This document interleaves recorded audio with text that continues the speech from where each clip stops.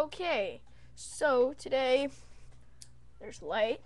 Okay, so many of you have iPods. Okay, iPods are futuristic, awesome. This is my best friend, electronic best friend. Okay, I have about 86 songs, but you can have a lot more than that. But I also have movies. Okay, it's gonna sound weird, but I have High School Musical, Mean Girls, Shrek 3, and White Chicks. Okay, High School Musical I got from a friend.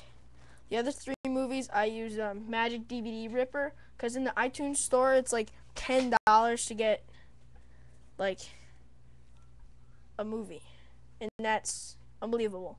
So you can use Magic DVD Ripper, search it on Google, and you can get that and then download any movie. You can go to Blockbuster and then get a movie and then put it on your iPod.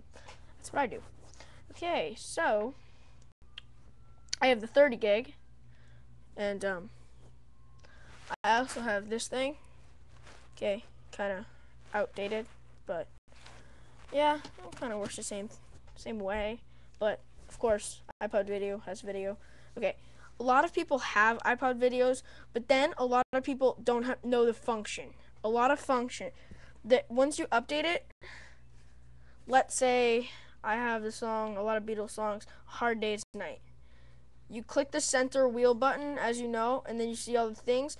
But if you right-click it in iTunes, you press Get Info, and then go to Lyrics, and then you get the lyrics from any site free. So you double-click a couple times. You can't see because of the lighting in here. Let me try to. You can't really see, but yes, very cool feature.